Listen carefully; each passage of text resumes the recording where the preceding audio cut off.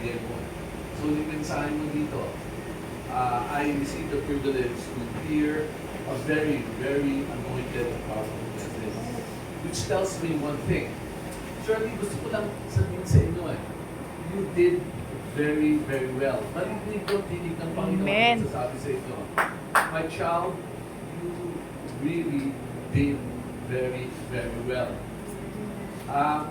Sabihin ko na sa inyo kung bakit. Sa international teams, natatanong ako paano nyo i-evaluate yung mga tao? Anong standards? Ano ang pamantayan nyo para malaman nyo na ito ang mga talagang pinili ng Panginoon? Alam nyo, ang sabi ko, hindi kami tumitingin sa diploma. Napansin ba yan? Lahat tayo, wala naman kami hiningi ng mga educational background nyo.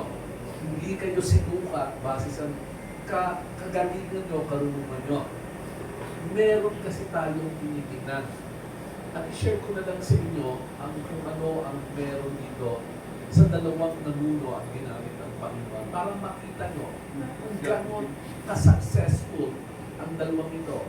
Na hindi nila siguro alam, pero sa mata ng mag-evaluate, makikita ko, sa dami na nakilala kong missionaries, isa kayo doon sa ilalagay ko sa pinakatuktok. Sabihin ko na sa inyo kung bakit. One of the hardest thing to do is to persevere. Nabanggit mo kanina yung salitang endurance. Sinusubukan lahat tayo kung hanggang saan ang pananampalataya natin. Ini-evaluate ko kayo, hindi madali ang pinagdalhan ng Panginoon sa inyo. Sabi nga, doon sa mga tinitingnan ng Panginoon na mas kakayanin nila kung sila ilalagay ng Panginoon. Dinala kayo sa isang bansa na kagaya nito where you were isolated for a long period of time. Kapatid, sigurado ko, kung ibang tao ang pinadala dito, doon pa bumigay na sila. Doon pa sumuko na sila. And this is what I admire dito sa inyong dalawa. There was never really a time, kahit binabanggit mo kanina na parang feeling mo, gusto nyo lang bumigay. Ilapit mo na lang. Hindi ko man napansin. Kahit feeling lang, hanggang doon lang natitigil, bakit hanggang ngayon nandito kayo Para doon sa mga pago sa mission field, this is one of the toughest mission field around. Mas madali, sabihin natin, basta mas marami mga missionaries, sabihin natin mga kabuting missionaries, hindi masyadong mahirap doon. Alam nyo naman yung mga lugar na siksikan ng mga missionaries natin, para mga kabuti ang tawag ko, hindi mahirap talaga doon. Masaya nga doon Pero dito, pag kayong dalawa lang mag-asawa ang nagfe-fellowship talaga dito, hindi madali yon. Lalong hindi madali pag lumipas ang 1, 2, 3, 10, 15, 20 taon, hindi madali yon. Bumibigay halos lahat doon. Sumusuko sa gawain. But you never gave up. Hanggang ang lugar na to ang sumuko sa inyo. Bakit? Kasi sabi ng Panginoon, the glory of the present house will be greater than the glory of the former. Parang nakakalungkot lang, pero sa Panginoon, wala talagang talo to Kasi transitioning ang tawag dito.